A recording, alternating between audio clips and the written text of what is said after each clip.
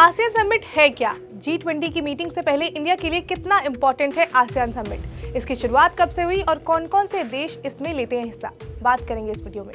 नमस्कार, मैं हूं स्वर्ण और आप देख रहे हैं अनकट। इंडोनेशिया के जकार्ता में 20वीं आसियान समिट हुई, जिसमें भारत के प्रधानमंत्री नरेंद्र मोदी ने भी हिस्सा लिया। 9 से लेकर 10 सितंबर को G20 समिट होने वाला है। तो अब सवाल ये आता है कि G20 से पहले ये आसियान समिट कितना इम्पोर्टेंट है और उससे भी ज्यादा इम्पोर्टेंट ये होता क्या है। तो आसियान का पूरा नाम है association of south east Asian Nations. ये दक्षिण पूर्व एशियाई देशों का संगठन है। इस संगठन को 1967 में बनाया गया था। जब ये संगठन बना था तब 5 देश इसके सदस्य थे, जो है मलेशिया, इंडोनेशिया, फिलीपींस, सिंगापुर और थाईलैंड। फिर 1990 में कोल्ड वॉर के बाद कंबोडिया, वियतनाम, ब्रुनेई, लाओस और म्यांमार भी इससे जुड़ गए।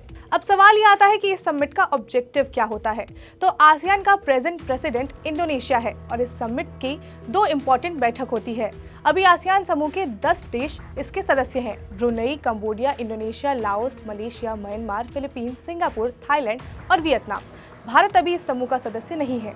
इंडोनेशिया और भारत का रिश्ता कोई पुराना नहीं है। आज प्रधानमंत्री नरेंद्र मोदी उसी इंडोनेशिया के आसियान समिट में पहुंचे हैं, जहां पर 1965 में कभी भारत के दूतावास पर हमला हुआ था। दूतावास पर हमला करने की भीड़ क्रश इंडिया के नारे लगा रही थी। हालांकि उस वक्त इस हमले के पीछे इंडोनेशिया के तत्कालीन राष्ट्रपति सुकर्णो का हाथ बताया गया था। उस वक्त भारत के दूतावास पर हमला करने की एक और वजह थी। साल 1963 और 1966 तक इंडोनेशिया और मलेशिया के बीच में सीमा विवाद छिड़ी हुई थी और इस जंग में भारत मलेशिया को सपोर्ट दे रहा था। इसके बाद इस जंग में इंडोनेशिया को चीन का साथ मिला था। इस घटना को 50 साल से भी ज्यादा समय हो गया है। इन सालों में वैश्विक राजनीति पूरी तरह से बदल चुकी है। एक वक्त था जब चीन इंडोनेशिया का समर्थन कर रहा था, लेकिन अब इंडोनेशिया चीन के जाल में फंसने से बचने के लिए भारत का साथ चाहता है।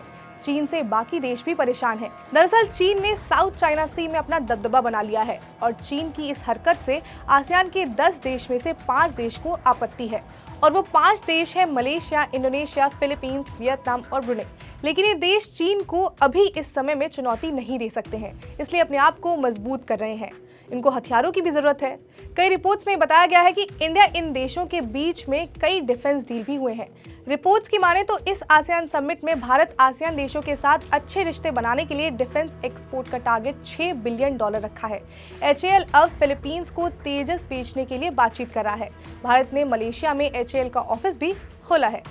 प्रधानमंत्री नरेंद्र मोदी ने इस समिट में बाकी देशों को संबोधित करते हुए वन अर्थ वन फैमिली पर जोर दिया। उन्होंने कहा कि इस साझेदारी को 4 दशक हो गए हैं और उम्मीद है कि ये अब आगे भी बढ़ेगा। उन्होंने कहा कि 21वीं सदी एशिया की सदी है और हम one earth one family one future पर आगे बढ़ेंगे।